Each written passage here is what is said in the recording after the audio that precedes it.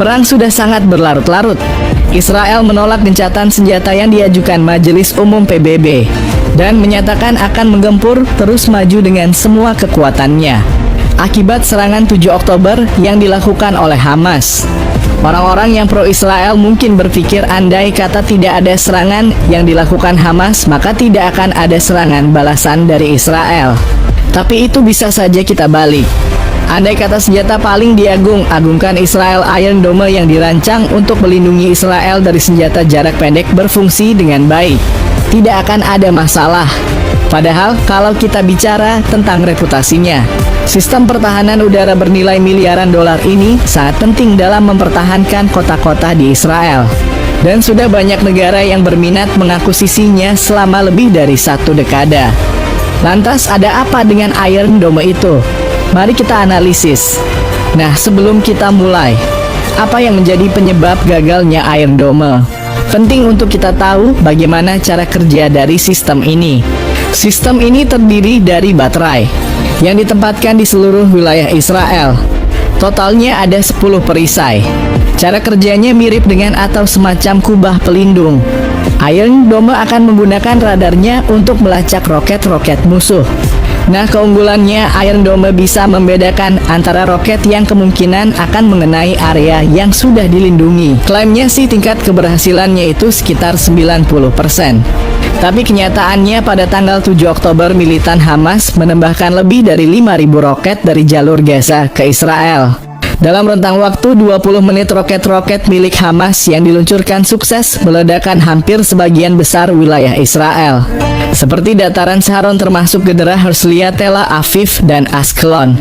Disebutkan ada sebanyak 1.200 orang korban akibat insiden ini dan membuat sirine serangan udara diaktifkan di beberapa tempat di Israel. Nah, dalam hal ini Iron Dome, salah satu sistem pertahanan udara paling efektif di muka bumi, dianggap gagal memotong serangan kelompok militan Hamas. Iron Dome pun semakin dipertanyakan kecanggihannya dan keakuratannya setelah serangan susulan yang terjadi pada tanggal 6 November. Israel yang fokus menggempur Hamas di Gaza mendapat serangan dari kelompok perlawanan Lebanon. Dan lagi-lagi rudal pencegat Iron Dome tidak berfungsi. Bahkan berbalik arah menargetkan daerah berpenduduk di bagian selatan Tel Aviv. Insiden ini terjadi setelah Israel melakukan pengeboman terhadap rumah sakit Baptis Al-Ahli di Gaza yang menewaskan hampir 500 warga sipil, di mana Israel menuduh kalau serangan tersebut adalah akibat kegagalan roket yang ditembakkan kelompok perlawanan Palestina. Tapi dibantah karena faktanya lawan lebih konsisten dengan bekas tumbukan peluru yang berasal dari arah Israel. Lalu mengapa Iron Dome disebut gagal mencegat roket yang ditembakkan Hamas dan pejuang Lebanon? Sebenarnya Iron Dome tidak sepenuhnya gagal mencegat roket yang ditembakkan Hamas kalau kita lihat dari rekaman video. Ya, cukup jelas bagaimana roket pencegat meledakkan roket Hamas di udara. Masalahnya bukan di rudal pencegat Iron Dome. Masalahnya ada di roket yang ditembakkan Hamas, jumlahnya 5.000 sampai 7.000 roket yang ditembakkan dalam waktu 20 menit. Dan itu merupakan serangan tiba-tiba. Rudal yang ditembakkan Hamas dalam jumlah banyak ini membuat sistem Iron Dome kewalahan. Nah, Israel ini emang punya 10 unit Iron Dome yang ditempatkan di seluruh negeri, dan setiap satu unit perangkat terdiri dari 3 sampai 4 peluncur untuk mempertahankan diri dari 5.000 rudal yang ditembakkan Hamas. Maka Iron Dome juga butuh 5.000 rudal pencegat. Seperti itu masalahnya. Untuk setiap perangkat Iron Dome ini berharga 1,5 triliun rupiah dan setiap rudal pencegatnya 772 juta. Jadi butuh biaya yang sangat besar untuk mencegah ribuan rudal. Nah, sebagai informasi juga Bang Bro, Iron Dome Israel ini sudah menembakkan sekitar 150 rudal dari mulai tanggal 7 sampai 22 Oktober untuk mencegat serangan roket Hamas. Kalau kita hitung-hitung nih, biaya untuk menembakkan 1.650 rudal itu sebesar 2,6 triliun. Dengan biaya yang sebesar itu, makanya sistem Iron Dome hanya akan merespon roket yang akan menghantam daerah penduduk. Jika tidak, roket akan diabaikan dan dibiarkan mendarat tanpa bahaya. Sementara Hamas menembakkan roket dengan biaya yang jauh lebih rendah. Biaya roket jarak pendek yang diluncurkan Hamas hanya berkisar 12 juta rupiah per roketnya. Jadi total mulai tanggal 7 sampai 22 Oktober Hamas sudah menembakkan sekitar 7.400 roket ke wilayah Israel, yang secara hitungan matematis hanya ngabisin biaya 58,9 miliar. Nah, Israel mengonfirmasi kalau sebenarnya sistem Iron Dome ini berjalan efektif hanya karena serangan bertubi-tubi yang dilakukan Hamas. Iron Dome pun kewalahan. Menurut pemerintah Israel, sebanyak 1.100 rudal sukses mencegat roket Hamas di atas wilayah Israel, sementara 550 rudal gagal dicegat. Tapi kalau kita bicara klaim keberhasilan yang digembar-gemborkan sampai 90%, artinya Iron Dome ini sebenarnya gagal ya, karena kenyataannya hanya 50% aja yang berhasil dicegat. Sementara untuk serangan 6 November, rudal pencegat Iron Dome yang malfungsi dalihnya nih, karena waktu reaksi yang sangat singkat roket-roket yang ditembakkan dari Lebanon Selatan jaraknya itu cukup dekat dengan Israel, sehingga rudal Iron Dome kesulitan melakukan pencegatan atau kemungkinannya nih ya Iron Dome punya keterbatasan lain.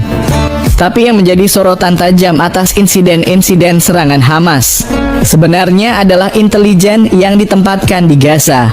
Dan beberapa negara musuh dinilai gagal perencanaan berbulan-bulan. Dan pelatihan yang cermat ditambah koordinasi di antara berbagai kelompok militan tidak terdeteksi oleh radar intelijen Israel, yang artinya para militan di Gaza telah menemukan cara untuk menghindari intelijen. Tapi yang pasti, akibat serangan udara yang dilakukan oleh Hamas dan sekutunya membuat dukungan Amerika Serikat terhadap Israel meningkat secara signifikan dalam 2 minggu setelah serangan. Bukan cuma dari sisi pemerintahannya, tapi juga dari kalangan masyarakatnya. Di awal-awal serangan, dalam jarak pendapat jumlah responden yang menginginkan Amerika Serikat memihak Israel itu jauh lebih banyak dibandingkan mereka yang condong ke Palestina. Kemudian setelah serangan membabi buta yang dilakukan Israel, dukungan menurun diikuti sedikit peningkatan jumlah orang yang menginginkan Amerika condong ke arah Palestina. Ya, meski begitu hal ini tidak mengubah keinginan drone perusahaan Amerika dan Rafale Advanced Defense System yang berbasis di Israel tetap bekerja sama untuk membangun fasilitas pembuatan rudal yang digunakan dalam sistem senjata Iron Dome.